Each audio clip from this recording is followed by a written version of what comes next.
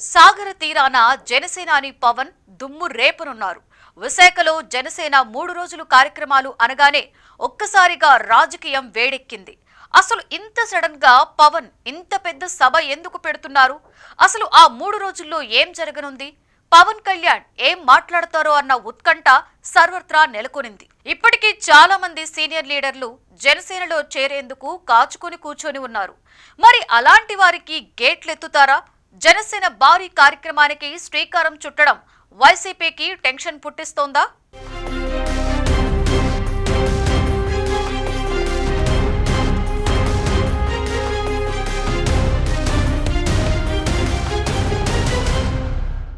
కూటమి ప్రభుత్వంలో కీలక పాత్ర పోషిస్తున్న జనసేన కొత్త కార్యక్రమానికి శ్రీకారం చుట్టింది. సేనతో సేనాని పేరుతో ఈ కార్యక్రమాన్ని నిర్వహించనున్నారు. ఈ కార్యక్రమానికి సంబంధించిన వాల్ పోస్టర్ను జనసేన రాజకీయ వ్యవహారాల ఇన్ఛార్జ్ మంత్రి నాదెండ్ల మనోహర్ తాజాగా విశాఖపట్నంలోని జనసేన కార్యాలయంలో ఆవిష్కరించారు. ఈ నెల 28 నుంచి 30వ తేదీ వరకు జరిగే ఈ కార్యక్రమంలో పార్టీ నాయకులు, కార్యకర్తలు అందరూ పాల్గొంటారు. 3న విశాఖలో భారీ బహిరంగ సభ కూడా నిర్వహించనున్నట్టు మంత్రి నాదెండ్ల తెలిపారు. ఈ కార్యక్రమం ద్వారా పార్టీ ఎమ్మెల్యేలు, ఎంపీల పనితీరు, ప్రజాప్రతినిధుల పాత్ర, ఇప్పటివరకు ప్రజలకు చేరువైన విధానాన్ని సమీక్షిస్తామని ఆయన వివరించారు. 3 రోజుల పాటు జరిగే ఈ కార్యక్రమంలో పార్టీ అధినేత పవన్ కళ్యాణ్ పాల్గొంటారని చెప్పారు. ఈ సందర్భంగా పార్టీలో విమర్శలు ఎదుర్కొంటున్న ఎమ్మెల్యేలు, ఇతర నాయకులపై కూడా సమీక్ష జరగనున్నట్టు తెలుస్తోంది. ఈ నెల 28న ఎమ్మెల్యేలతో జనసేన అధినేత పవన్ కళ్యాణ్ భేటీ కానున్నారని మంత్రి నాదెండ్ల తెలిపారు. నియోజకవర్గాల వారీగా పార్టీ పనితీరు, ప్రజలతో మమేకమవుతున్న తీరును సమీక్షించనున్నట్టు ఆయన వివరించారు. అలాగే ప్రజల సమస్యల పరిష్కారం, ప్రజావాణిలో వస్తున్న ఫిర్యాదులపై స్పందన తెలుసుకుంటారని చెప్పారు. ముఖ్యంగా జనసేన మంత్రుల శాఖల ద్వారా జరుగుతున్న అభివృద్ధి పనులు, ప్రజల సమస్యల పరిష్కారంపై దృష్టి సారించనున్నట్టు నాదెండ్ల స్పష్టం చేశారు. 29న ఎంపీలతో కూడా పవన్ కళ్యాణ్ భేటీ అవుతారని నాదెండ్ల తెలిపారు. పార్లమెంట్లో వారి ప్రవర్తన, నియోజకవర్గాల్లో జరుగుతున్న అభివృద్ధి, ఇతర కార్యక్రమాలు వంటి అంశాలపై ఎంపీల పనితీరును సమీక్షిస్తామని చెప్పారు. దీని ఆధారంగా భవిష్యత్తు కార్యాచరణను రూపొందిస్తామని వివరించారు. 30న పార్టీ కార్యకర్తలు, నాయకులను ఉద్దేశించి విశాఖలో నిర్వహించే బహిరంగ సభలో పవన్ కళ్యాణ్ ప్రసంగించనున్నారు. ఈ కార్యక్రమం లక్ష్యం పార్టీని సంస్థాగతంగా మరింత బలోపేతం చేయడమేనని నాదెండ్ల స్పష్టం చేశారు.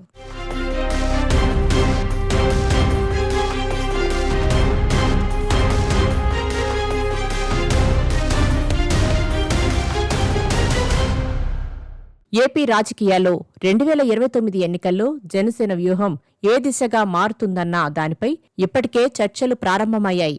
ఈ ప్రశ్నకు సమాధానం త్వరలోనే లభించవచ్చన్న ఊహాగానాలు వినిపిస్తున్నాయి. పవన్ మాత్రం కనీసం 15 ఏళ్ల పాటు కూటమి కొనసాగుతుందని చెబుతున్నారు. ఈ నేపథ్యంలో ఆగస్టు 30న విశాఖపట్నంలో జనసేన భారీ మహాసభ జరగనుంది. ఈ సభలో వేల మంది జన సైనికులు, వీర మహిళలు పాల్గొనే అవకాశముంది.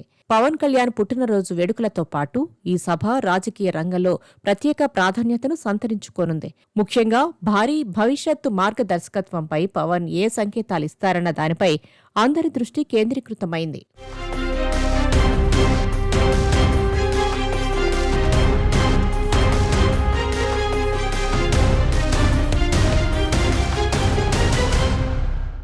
విశాఖ మహాసభ విజయవంతం కావడానికి పవన్ కళ్యాణ్ 12 ప్రత్యేక కమిటీలను ఏర్పాటు చేసి ప్రతి అంశాన్ని స్వయంగా పర్యవేక్షిస్తున్నారు.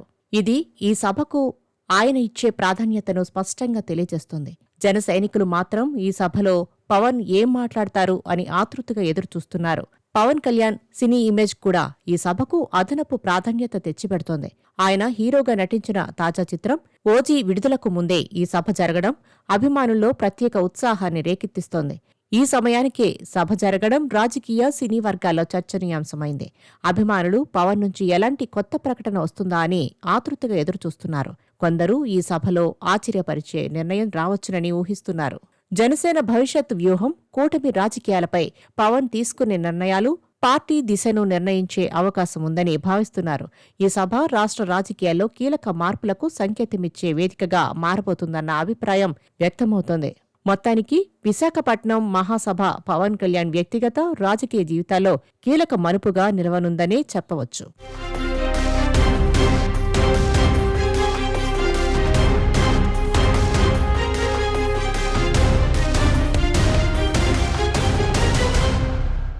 ఇక విశాఖ వేదికగా జనసేనలోకి వలసలు ఉంటాయా అన్నది కూడా ఆసక్తి రేపుతున్న అంశం.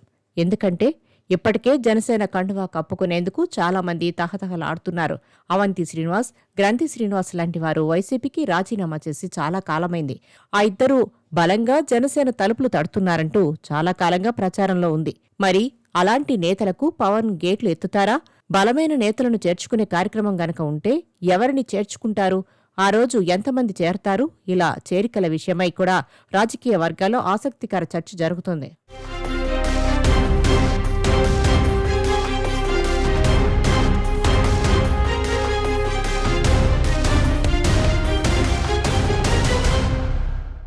ఏపీ రాజకీయాల్లో జనసేన రాకెట్ వేగంతో దూసుకుపోతుందని విశ్లేషకులు అంటున్నారు.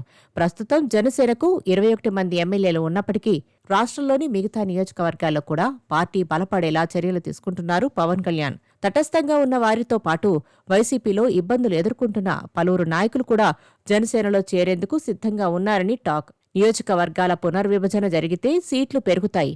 అలా కాకపోయినా మొన్న 100% స్ట్రైక్ రేట్ సాధించింది కాబట్టి ఈసారి పొత్తులో ఎక్కువ సీట్లు డిమాండ్ చేసే అవకాశం ఉంది. ఈ తరుణంలో అందుకు సరిపడా నాయకులను సెట్ చేసుకోవాల్సి ఉంటుంది. మరి చేరికల విషయంలో ఎలా ఉంటుంది అన్నది చూడాలి. ఒకవేళ విశాఖ సభలో గనక పెద్ద ఎత్తున జనసేనలోకి వలసలు వస్తే అది సంచలనమవుతుంది. అంతేకాదు, ఇప్పుడు జనసేన సభ అనగానే వైసీపీ హడలిపోతుందట. తమ పార్టీ నుంచి ఎవరు జారిపోతారో అని చూడాలి. మరి జనసేన విశాఖ సభ ఎలాంటి సంచలనాలు క్రియేట్ చేస్తుందో అన్నది.